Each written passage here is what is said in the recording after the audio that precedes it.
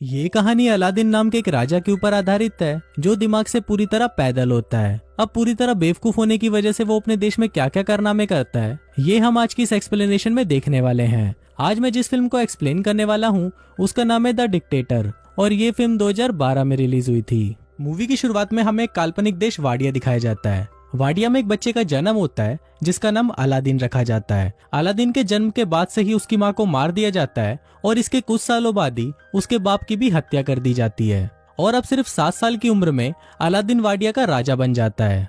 इसके बाद सीन यहीं कट होता है और हम कुछ साल बाद का सीन देखते हैं जहाँ अलादीन अब बड़ा हो चुका है। अलादीन अपने बाप की तरह ही सनकी और पागल है और उसके मन में जो आता है वो वही करता है। वो अपने देश में ओलंपिक गेम्स रखवाता है जिसमें वो खुद भी हिस्सा लेता है। फिर गेम के दौरान अगर कोई उससे आगे निकल जाता है तो अलादीन उसे गोली मार देता है और खुद वो गेम जीत जाता है और इसी तरह वो ओलंपिक में 14 गोल्ड मेडल जीत जाता है। इसके बाद हे मूवी के चाहने वालों, हम आपके लिए लेकर आए हैं एक धमाका ऑफर। नेटफ्लिक्स और अमेजोन पर भारी भरकम छूट आपके सामने अभी प्लान लिखे हुए हैं। अगर आपको हमारे प्लान चाहिए तो दिए गए व्हाट्सएप नंबर पर कांटेक्ट करें। नेटफ्लिक्स और अमेजोन जैसे किसी भी प्लेटफॉर्म के लिए संपर्क करें। अलादीन अपने महल के बाहर आता है और अपनी प्रजा को बोलता है कि जल्दी ही पूरी दुनिया हमारे आगे घुटने टेकेगी। हम जल्दी ही न्यूक्लियर वेपन तैयार कर लेंगे, पर किसी पर हमला करने के लिए नहीं बल्कि शांति बनाए रखने के लिए। और ये बोलते ही वो हंसने लग जाता है। इसके बाद अलादीन अपने न्यूक्लियर रिसर्च सेंटर में जाता है और वहाँ पर वो अपने चाचा तामीर से मिलता है।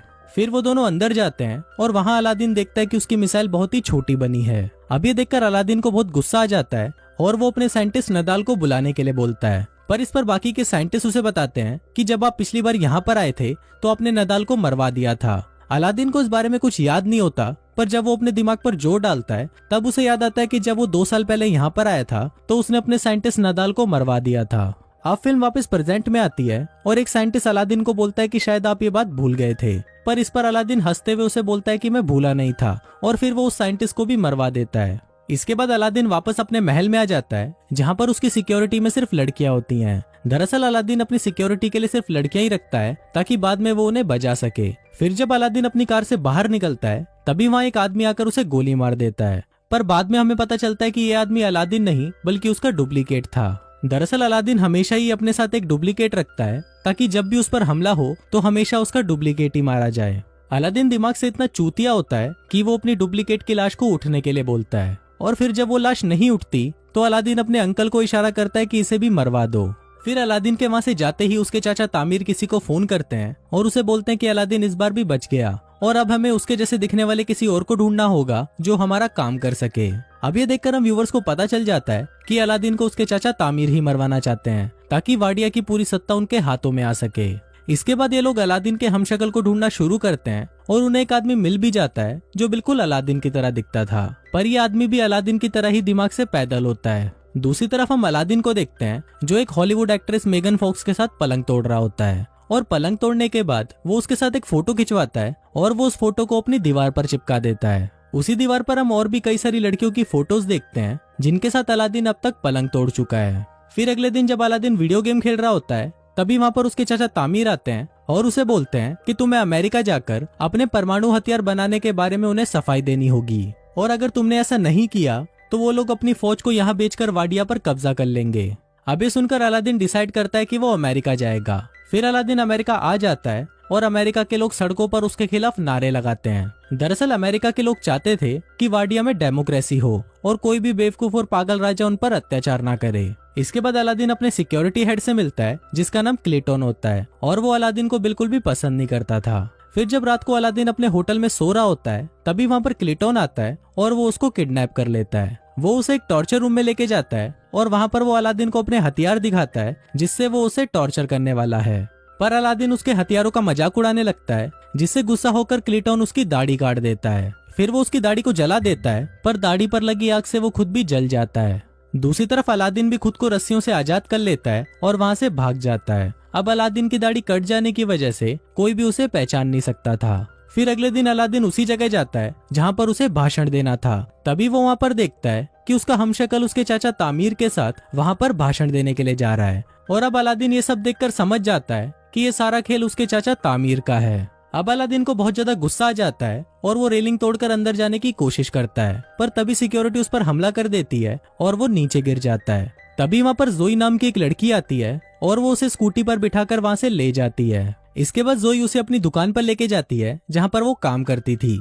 जोई अलादीन को कुछ कपड़े देती है और उससे पूछती है कि क्या तुम मेरी दुकान पर काम करोगे, पर इस पर अलादीन उसे बोलता है कि मैं चूतियों के साथ काम नहीं करता, और ये बोलकर वो वहाँ से चला जाता है। अब अलादीन सड़कों पर भटक रहा होता है और तभी वहाँ उसे नदाल दिखता है जिसे उसने कई सालों पहले मरवा दिया था। अलादीन नदाल को जिंदा देखकर हैरान हो जाता है और वो उसका पीछा करने लगता है। पीछा करते हुए अलादीन एक बार में पहुंच जाता है जहाँ पर सिर्फ वही लोग आते थे जो अलादीन से नफरत करते थे।